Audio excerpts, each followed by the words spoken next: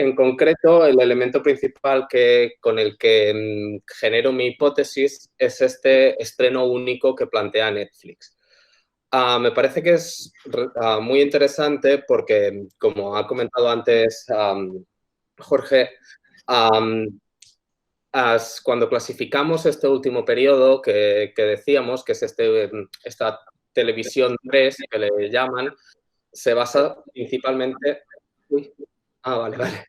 Se basa principalmente en la calidad. Llega a su punto álgido cuando la temporada 3 de Twin Peaks, que comentaba Jorge, es nombrada por Cahiers du Cinema, la revista que refunda el cine europeo y la banderada de la Nouvelle Vague, pues la nombra mejor película de la década 2010-2019.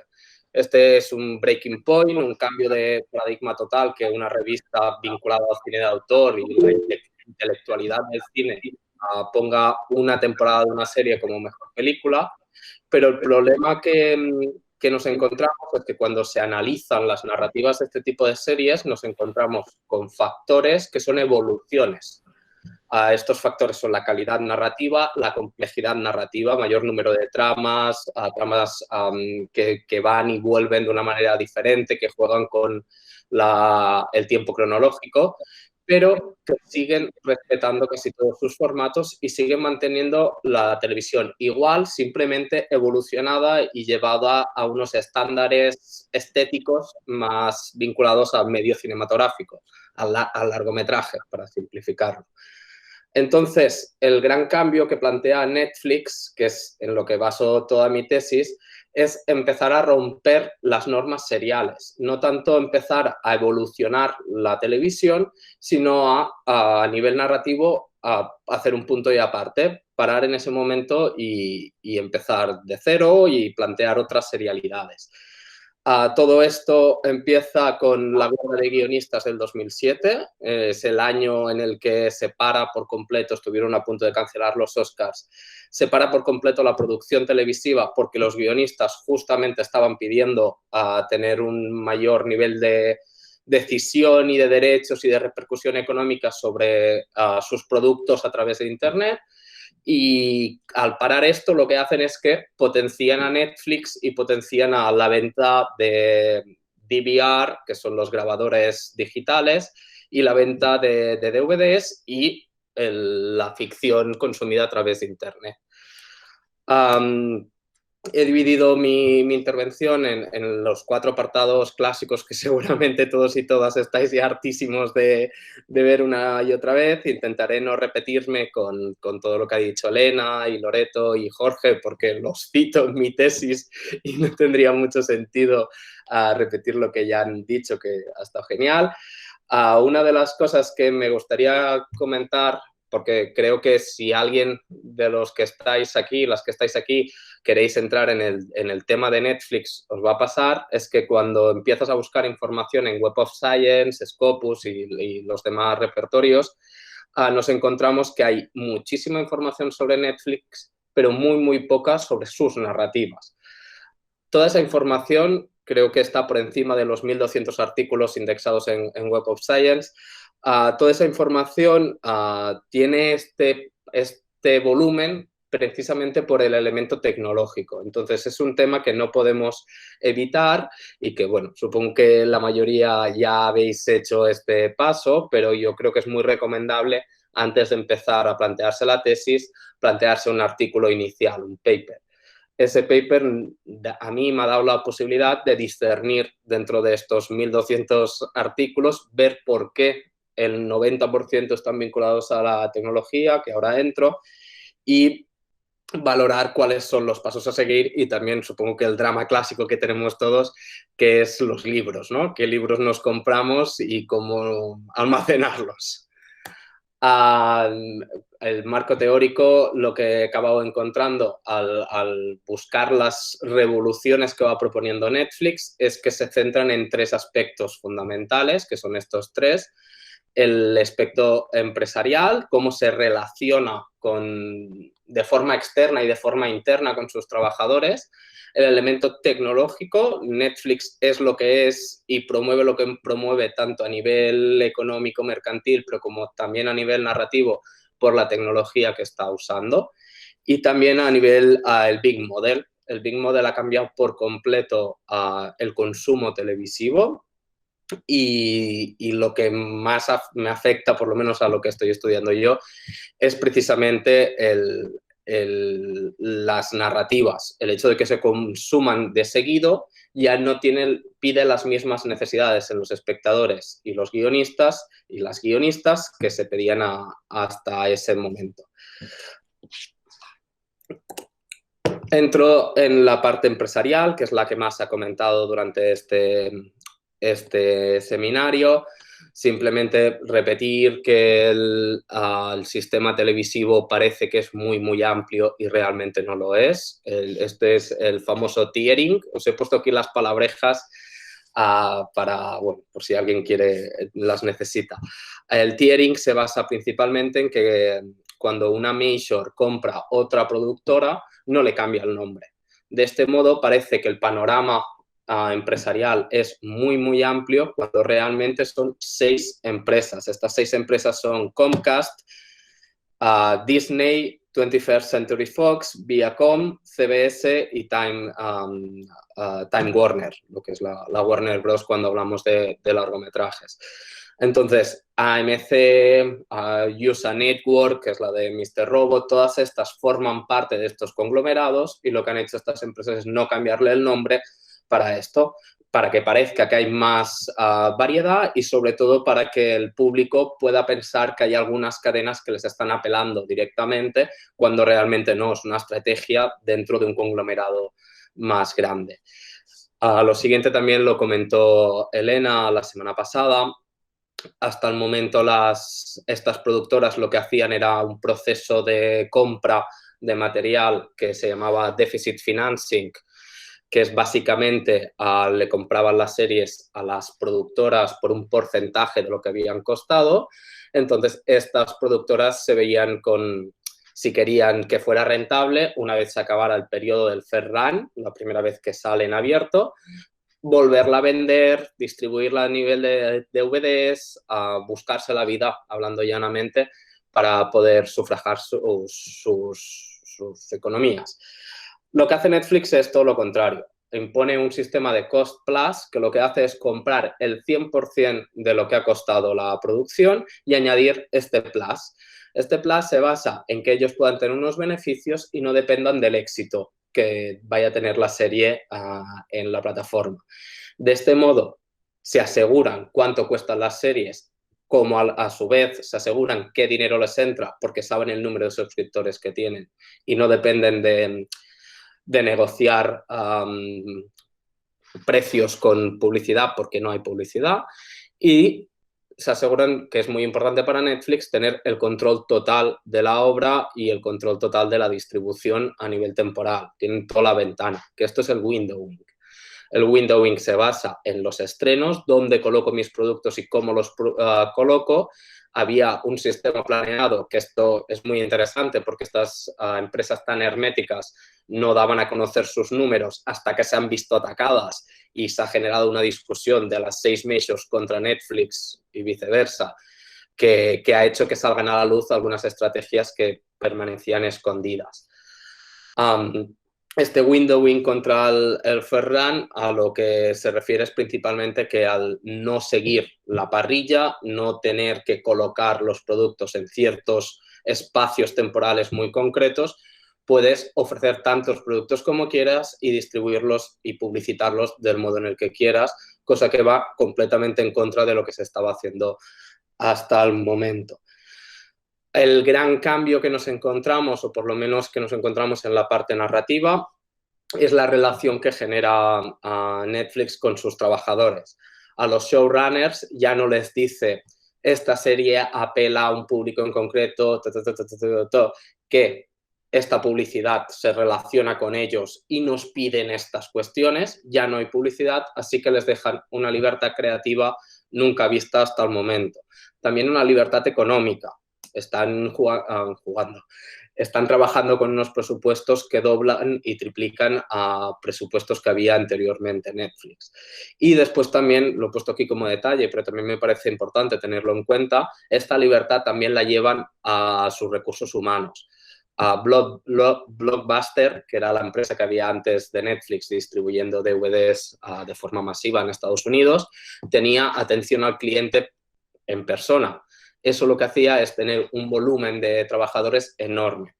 Lo que puede hacer Netflix es tener muchísimos menos trabajadores, mucho más motivados y mucho más cualificados. Por lo tanto, les puede decir, tomaros las vacaciones cuando queráis, tomaros los periodos de descanso como queráis, venid a la oficina cuando queráis. Y este tipo de prácticas que ahora están más normalizadas, pero que realmente Netflix, juntamente con Google, las GAFAMs que ahora entro, fueron pioneros.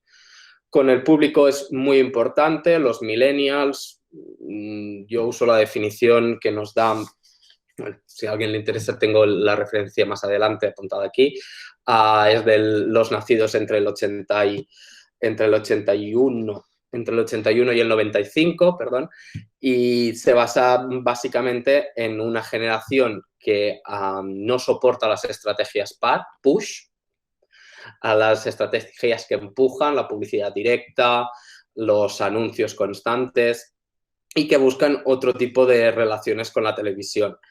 Uno de los procesos claves para entender lo que está pasando con Netflix, y es justamente lo que estaba comentando Jorge antes con el caso de La Casa de Papel o el caso de Merlí, es lo que se llama cortar con el cable. Ya tenemos dos tipos que son los que cortan con el cable y los que nunca han estado con el cable, los cord cutters y los cord nevers. Estas son las nuevas generaciones, porque creo que por lo menos lo que he visto con las webcams de los que hemos estado de oyentes, todos nos movemos en estos parámetros de edad, y lo que busca esta generación es la libertad a nivel de consumo, poder elegir cuándo, cómo, dónde, en qué dispositivo, que esto es fundamental, y también esta relación a partir de las redes sociales. Cuando se nos analiza a nivel narrativo, se nos analiza como una generación muy vinculada a las nuevas tecnologías, una generación altamente frágil, altamente individualista. Hay un artículo sobre Mr. Robot que nos llama la generación copo de nieve, que nos creemos todos únicos y a la que nos da un poquito de calor nos deshacemos. Bueno, da un poquito de rabia cuando te lo dicen, pero en el fondo tienen un poquito de razón. ¿Por qué Netflix triunfa tanto en esto? Hasta el momento había dos prácticas. El broadcasting, vamos a apelar a toda la familia, vamos a hacer productos que pueda ver a todo el mundo en el salón de casa, que vayan desde la abuela hasta el hijo pequeño, hasta el adolescente, todo esto, es que quede compacto en un solo producto.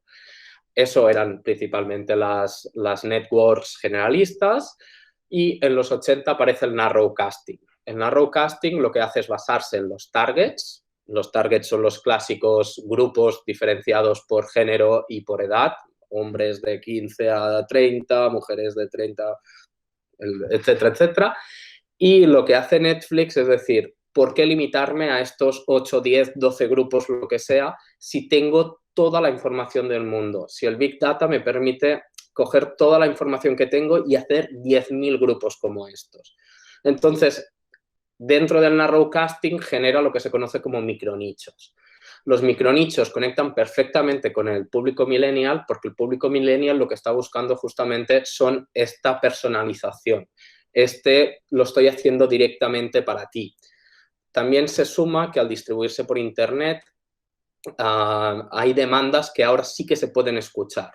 Si decimos, por ejemplo, una serie de investigadores, con personajes del colectivo LGTB, con un toque de humor y puntos gore, para poner un ejemplo extrañísimo. Cualquier cadena antes decía, mira, no, yo estoy operando en Estados Unidos y en Estados Unidos calculamos que hay 50 personas que les interesa esto. No me sale rentable, no voy a producir esta serie. En cambio, ahora decimos, al distribuir por Internet, hay 50 en Estados Unidos, 50 en España, 50 en Reino Unido, 50 en Francia, 50 en Italia, y empiezas a sumar y dices, uy, a lo mejor sí que empieza a salir rentable.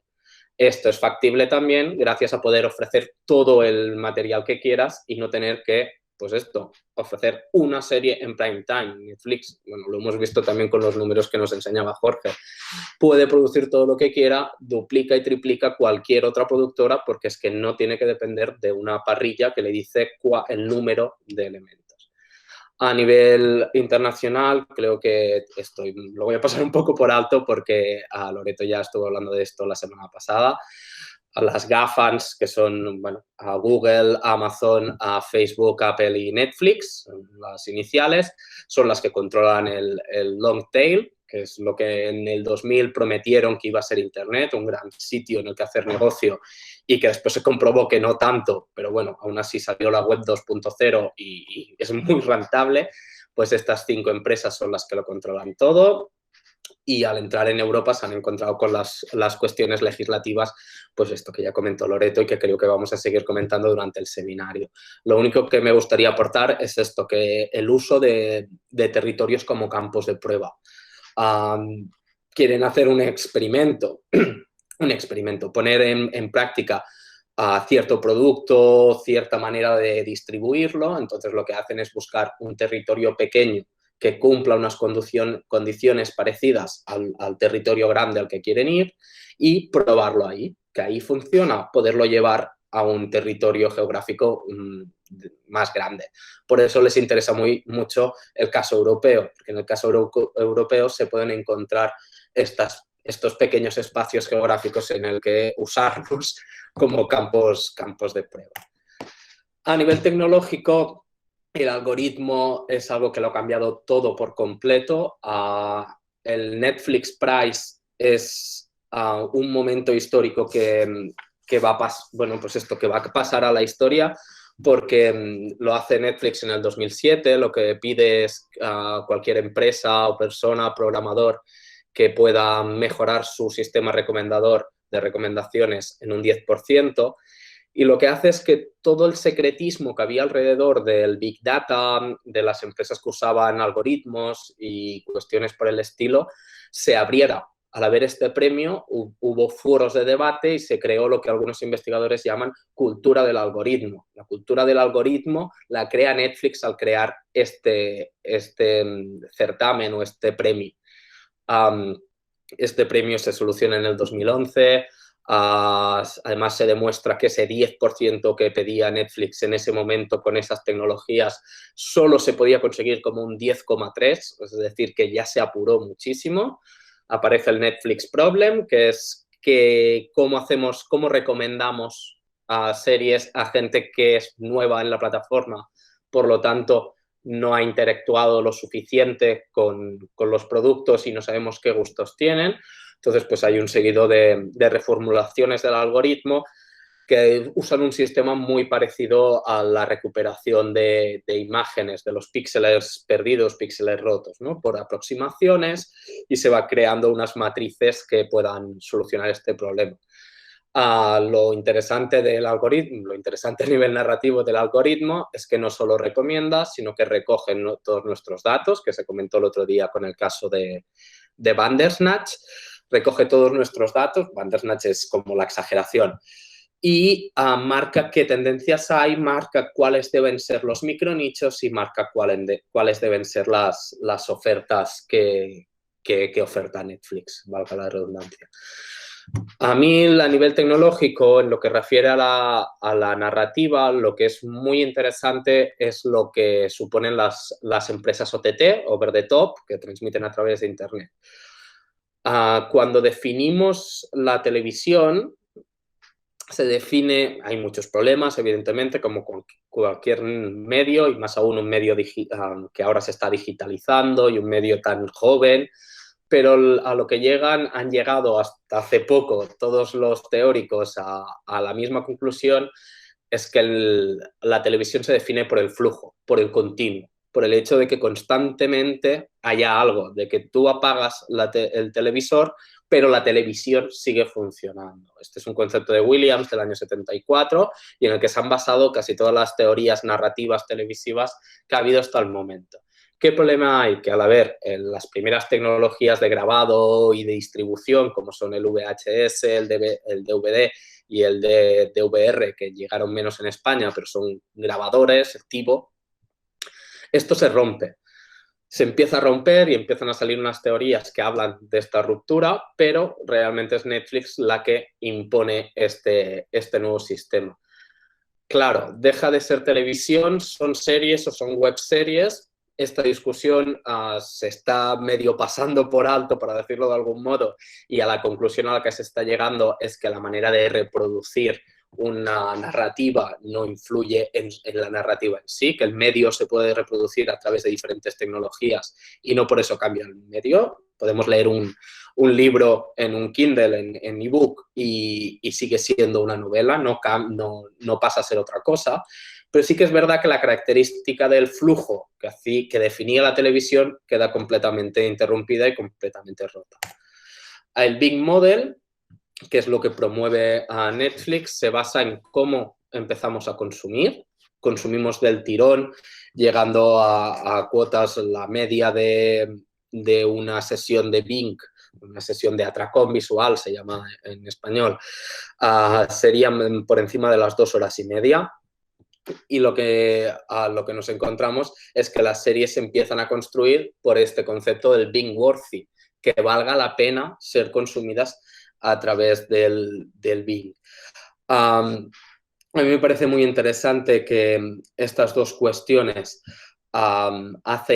dividen los productos. O sea, todo daría a pensar que se priorizan los dramas serializados con una continuidad de arriba abajo, pero realmente hay una nueva práctica que es el tener la televisión de fondo. Es muy interesante porque entonces pides capítulos más autoconclusivos, con menos trama, más fáciles de seguir, normalmente comedias, y creo que también es algo que compartimos a muchas de los espectadores y espectadoras millennials, que es el tener sitcoms de nuestra infancia, adolescencia de fondo, desde El Príncipe de Bel-Air, Friends, todas estas cuestiones, incumplen totalmente con estas normas de continuidad serial a las que nos llevaría todo esto. Voy porque creo que ya me estoy empezando a pasar del tiempo.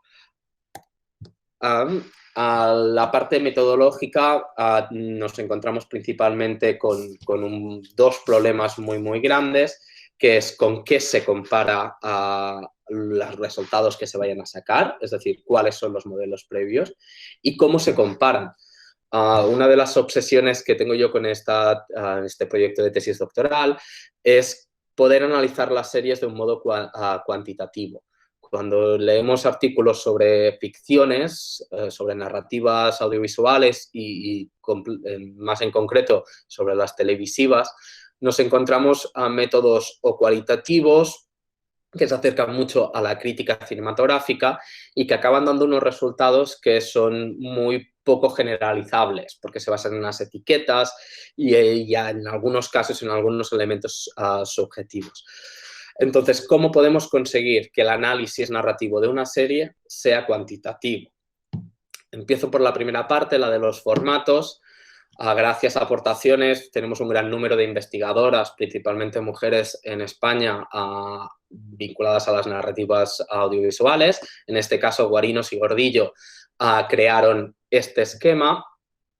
Este esquema lo que hace es clasificar el tipo de narrativas dentro de las series. Para simplificarlo para la presentación de hoy, podríamos decir que hay series y que hay seriales. Las series cada capítulo tiene una trama propia. Hay dos tipos, que son las de 1 hora, que son investigaciones, policías, médicos y abogados, CSIs, House, Anatomías de Grey y todo este tipo de cuestiones. Y después están las comedias, 30 minutos y bueno, son estructuras en 2 actos. Modern Families, Big Bang Theories, todo este tipo de expresiones seriales. Estos serían las series. Los seriales son las tramas continuas. La manera más fácil de verlo son las soap operas en Inglaterra, las telenovelas en Latinoamérica, que tienen una continuidad total, Lo que pasa es que sí que se hace que en cada capítulo hay un inicio y un cierre que concluyen una mini trama que se ha generado en ese capítulo. Voy adelantando y entramos en el gran qué de mi propuesta doctoral, que es el cómo dividimos, cómo analizamos cuantitativamente las series. Esto parte de un artículo de Sean O'Sullivan, que son los 6 elementos de las narrativas seriales. Iteration se refiere a los modelos que se repiten en la organización narrativa, es decir, lo que comentaba antes, el formato, que el formato se repita. Sabes que cuando empiezas a ver Big Bang Theory va a haber un elemento disruptivo que va a generar una problemática entre el grupo de amigos, que va a hacer lo que va a generar un conflicto, se va a resolver el conflicto dentro del mismo capítulo y a su vez va a haber una trama seriada, normalmente amorosa, que va a servir para que funcione toda la temporada. La repetición de estos esquemas genera serialidad. La multiplicidad, es decir, el número de tramas y el peso que tienen estas dentro del relato. El momentum, que para mí es el punto fundamental para vincularlo con lo que está pasando con Netflix. El momento es el espacio que queda entre los capítulos. El espacio, es decir, el espacio de espera para el espectador, que puede hacer sus especulaciones, y el espacio de espera, el periodo narrativo. Cuando acabamos de ver el capítulo 2 de lo que sea, una serie con continuidad, Breaking Bad, ya que se mencionaba antes, cuando acabamos de ver el capítulo 2 de la temporada 4 y vemos el tercero de esa misma temporada 4, ha pasado un tiempo. Esto es un elemento narrativo que lo definimos como momentum y que ayuda a condensar las tramas. Sabemos que cuando estamos viendo una ficción, todo es una representación simbólica y lo que hacen es lo que podría pasar en un año, pasa en 24 horas. La serie 24 es aún más exagerada. Por ejemplo, la serie 24 no tenía momentum. No hay un espacio de vacío entre un capítulo y otro. Es una de las primeras roturas que nos encontramos. Construcción del mundo narrativo, sobre todo si hay muchas repeticiones o mucha evolución. Personnel, que se refiere a las veces en las que aparecen los personajes. Y design, que realmente traducido al castellano sería a la autoría. Elementos autorales que ahora entraré rápidamente. Yo lo que planteo para la tesis es coger como muestra todas las series estrenadas entre el 2013 y el 2018. Entonces, este es el artículo que os mencionaba, que recomiendo altamente que se haga antes de atacar la tesis. Yo lo escribí con una de mis 2 directores de tesis, en este caso Laura Fernández. Principalmente lo que buscamos con Mindhunter es que los creadores ya habían dicho que había mucha autoría. Entonces hicimos un análisis de tramas. Nos encontramos que el capítulo modelo es el que hay abajo, parte las tramas por la mitad, cosa que es muy poco habitual. Me gustaría mencionar que para valorar la autoría en las series buscamos la catálisis, lo digo porque no me acuerdo del nombre, el chico que estaba haciendo sobre Wes Anderson. A nivel narrativo le puede venir muy bien este concepto, que es cuando paras la trama. Encontramos que había muchos momentos en los que se paraba la trama y como conclusiones nos encontramos, pues bueno, las conclusiones que esperemos que se puedan generalizar a toda la tesis doctoral. No coinciden las tramas con los capítulos, que esto es algo no habitual y que no ha pasado en ningún momento histórico de la televisión. No hay uniformidad en el capítulo. El cliffhanger pierde completamente su función estructural y es una función estilística narrativa. Menos repetición, más peso en las tramas internas y más momentos de autoría para el